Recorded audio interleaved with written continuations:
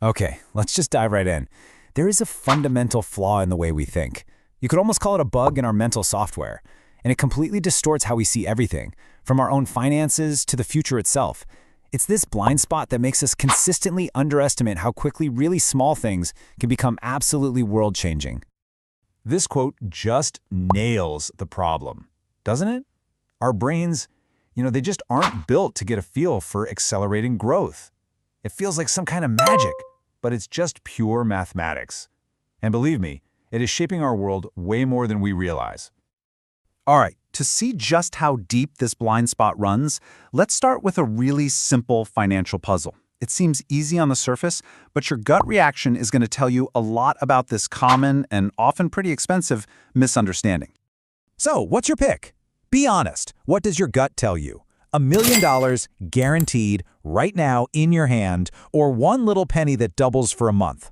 Almost everyone, and I mean almost everyone, takes the million. It feels like a total no-brainer, right? It's the safe, obvious choice. And for a little while, you'd be feeling pretty smart about taking that million.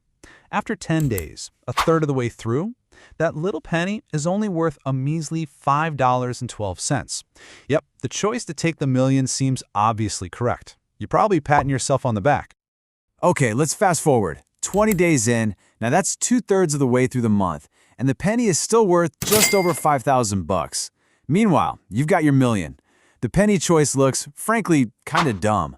But this is exactly where our intuition leads us completely astray. Because all that slow, boring, totally forgettable growth at the beginning, that was just setting the stage for an incredible explosion. The magic isn't in the beginning. It's all packed into the very, very end.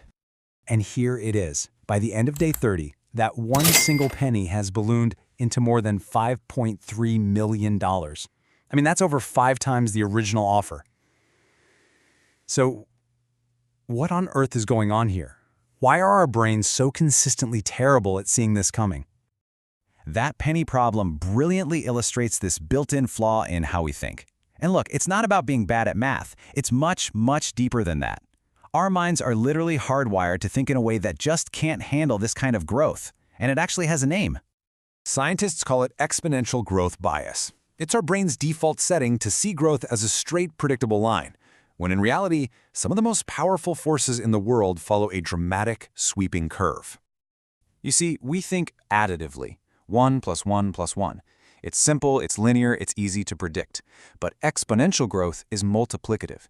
It's growth that grows on top of its own growth. It's not a line, it's a curve that starts out super slow and then suddenly goes vertical, like a rocket. Our linear brain just can't track it. And this isn't some new discovery.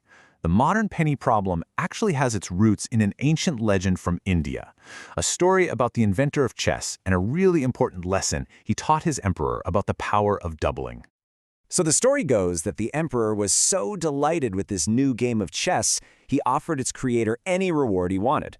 The inventor made what seemed like a very humble request. Just a single grain of rice on the first square, 2 on the second, 4 on the third, and you get the idea. The emperor laughed, and of course, readily agreed. At first, the numbers were tiny. By square 20, it was over 500,000 grains. I mean, that's a lot, but it's manageable. But then things just accelerated. At the halfway point, square 32, the emperor owed over 2 billion grains of rice. And by the final square, the number was over 9 quintillion. That's more rice than has ever been produced in the entire history of the world. So the crucial point is this concept, the second half of the chessboard. In the first half, the numbers are big, but they're still kind of conceivable. It's in the second half where things just spiral completely out of control. And a lot of experts argue that in fields like technology and AI, we have just recently entered that second half. So this isn't just some ancient legend or a clever brain teaser. This curve shows up everywhere, and failing to see it has profound real-world consequences.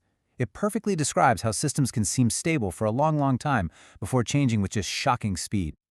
This quote just captures that feeling of hitting a tipping point perfectly. Think of a bathtub slowly filling with water.